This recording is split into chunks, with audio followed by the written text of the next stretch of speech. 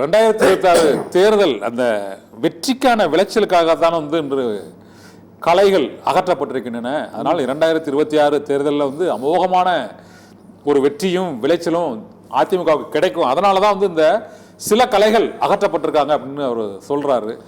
அந்த கலைகள் அப்படிங்கிறதுல ஏன்னா இது தேனியில் வந்து பேசியிருக்கிறாரு. அதனால தான் சொல்றேன். இது தேனியில் இதுவரை அந்த பொதுக்கூட்டம் இவ்வளோ பெரிய பொதுக்கூட்டம் நடக்கலன்னு நினைக்கிறேன். பொதுக்கூட்டம் சார், பொதுக்கூட்டம் பேரில் வந்து காலி சேர் தான் இருந்தது. நீங்களே பார்த்துருப்பீங்க, அவர் பேசும்போதே கூட்டம்லாம் கலைஞ்சு போயிட்டு எவ்வளோ சேர்கள் காலியாக இருந்து நீங்கள் பார்த்தீங்கன்னா தெரியும் யார் இருந்தாங்க.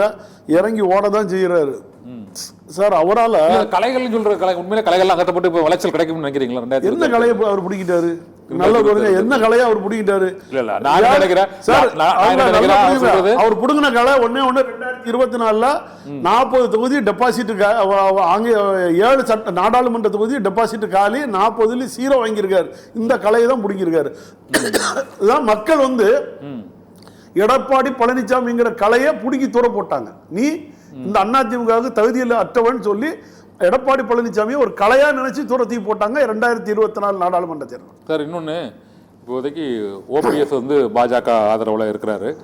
இன்று கூட இந்த வேலுமணி எஸ்பி வேலுமணியின் இந்த மகன் இல்லை திருமண விழாவில் வந்து இன்னைக்கு எல்முருகன், அண்ணாமலை, தமிழிசை உள்ளிட்ட பாரதிய ஜனதா கட்சியின் முக்கிய பிரமுகர்கள் எல்லாமே கலந்துக்கிறாங்க.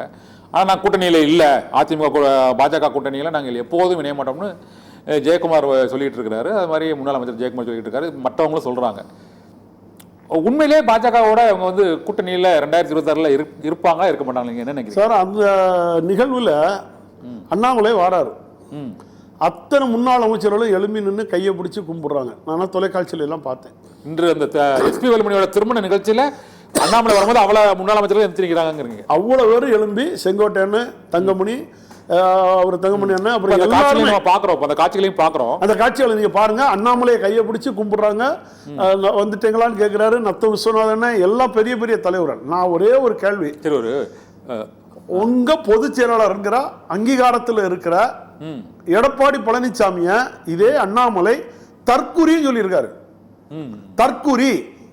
அவர் வந்து எப்படி வந்தாரு? அவர் வந்து ஒரு குற்றவாளியா இருந்தாரு. அவர் என்ன பேசுறதுக்கு தகுதியற்றவர். நான் 10 ஆண்டு காலம் நான் வந்து கை நீட்டி காசு வாங்காம பச்சைங்களை கையெழுத்து போட்டு வந்தேன்.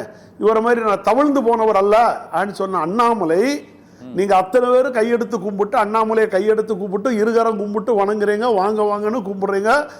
அந்த எஸ்பி வேலுமணி தம் மகன் இல்லத்துக்கே கூப்பிட்டுருக்காருன்னா, இதே புரட்சி தலைவி அம்மா அவர்களை வந்து ஒரு வார்த்தை சொல்லிட்டு நீங்க இந்த மாதிரி கூட்டிட்டு வந்திருப்பீங்களா? புரட்சி தலைவி அம்மா அவர்களை பத்தி ஒரு வார்த்தையை நீங்க சொல்லிக்கிட்டு இதே ஒரு முன்னாள் அமைச்சர் இல்லத்துக்கு ஒரு இந்த மாதிரி அண்ணாமலை நீங்க கூட்டிட்டு வந்திருப்பீங்களா? கொஞ்சம் நீங்க கோடிட்டு பாருங்க சார். அப்போ உங்களை பொதுச் செயலாளராகவே இவங்க யாரும் மதிக்கல. அதுதான் உண்மை.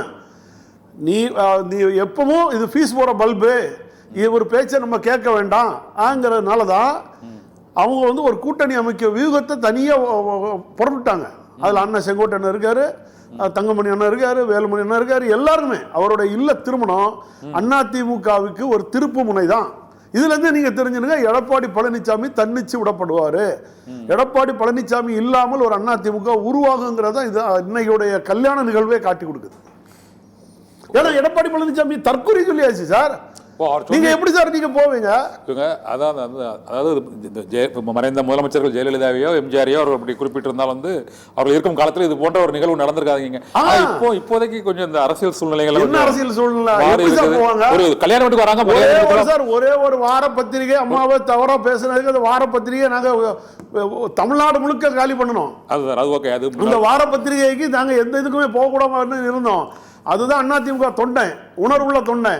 எடப்பாடி பழனிசாமி அதிமுக தொண்டனா ஏத்துக்கிட்டா, நீ தான் என் தலைவர்னு ஏத்துக்கிட்டா, தங்க வேலுமணி அந்த இல்லத்துக்கு அண்ணாமலை அழைச்சிருக்க கூடாது. அதே மாதிரி இவங்க யாரும் எழும்பி நின்று கும்பிட்டுருக்க கூடாது. அத்தனை பேர் எழும்பி நின்று கும்பிடுறீங்க. அப்போ அண்ணாமலை சொன்னது சரிங்கிறது தான் வருது. அண்ணாமலை சொன்ன பேச்சுக்கு நீங்க இசைஞ்சு போறீங்கன்னு தான் அர்த்தம்.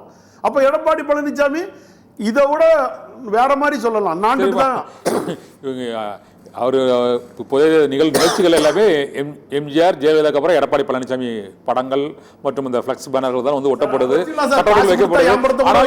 ஏத்துக்கலாம். மற்றவங்க கூட இருக்க தலைவர்களே வந்து அவரை ஏத்துக்கலாம். என்கிட்ட கோடிக்கணக்கில் பணம் இருந்துச்சுன்னா என் படத்தை கூட நான் அடுத்தால அம்மா படத்துக்கு அடுத்தால நானும் வச்சு கூட நானும் மக்கள் மத்தியில் நானும் ஒரு இது பண்ணிட்டு போகலாம், ஒன்றும் பிரச்சனை இல்லை. பணம் இருக்கிறவன் கையில கட்சி இருக்கு சார். இன்னைக்கு அது மட்டுமே சொல்ல முடியுமா? இப்போ இபிஎஸ்ட பணம் இருக்கு, அதெல்லாம் கட்சிக்காரங்க இருக்காங்கன்னு சொல்லிட்டீங்க. கட்சிக்காரங்க ஓபிஎஸ் பணமே இல்லையா சார்? சார் ஓபிஎஸ் யாரும் இல்ல சார், நிர்வாகிகள் யாரும் இல்ல. இல்ல நான் என்ன கேக்குறேன், பணம் கொடுத்து ஒருத்தரை வாங்கணும்னு அவர் ஆசைப்பட்டிருந்தா அன்னைக்கு முதலமைச்சர் இல்ல சார், முதலமைச்சர் ஹரியானையில உட்கார்ந்துட்டு இருக்கும்போது அவரும் கேம் விளையாடி இருக்கலாம். இந்த கேம் பண்ணணும்னு நினைச்சிருந்தா அன்னைக்கு கேம் பண்ணிருக்கலாம். ஏன் பண்ணல? பணம் கொடுத்து யாரையும் வாங்கினா அவன் கடைசி வரைக்கும் பணத்துக்காக தான் நீ பண்ண மாட்டான், கட்சி விசுவாசத்துக்கு இருக்க மாட்டான். அம்மா யாரை பணம் கொடுத்து வாங்கினாங்க? அம்மாவை வந்து புரட்சி தலைவர் உடைய இறுதி யாத்திரையில அம்மாவை தள்ளி விட்டு பிரச்சனைகள் ஆகும்போது தொண்டன் தான் சார் இருந்தாரு. தொண்டன் தான் கூட நான் பணத்தை செலவு பண்ணிட்டு தொண்டன் தான் போய் நின்னான ஒழிய பணத்தை வாங்கிட்டு போய் எந்த தொண்டனும் நிக்கல. ஆனா அதே ஜானகி அம்மாட்ட நின்னது எல்லாம் பணம் வாங்கிட்டு நின்னா அடுத்த நிமிஷம் கட்சி ஜெயிச்சோன்னு இங்க வந்து ஹரியானையில ஏறி உட்கார்ந்துக்கிட்டாங்க. இல்ல அவங்க விட்டு கொடுத்துட்டாங்க, ஓரளவு அவங்க வாக்குகளும் சார் விட்டு கொடுத்தது உண்மை இல்லைன்னு மறுக்கல. அது வந்து அதிமுகவோட ஒரு ஒரிஜினல் ஜீன். விட்டு கொடுத்து போறதுதான் அதிமுக ஒரிஜினல் ஜீன். எடப்பாடி பழனிசாமி எந்த ஜீன்னு எங்களுக்கு தெரியாது.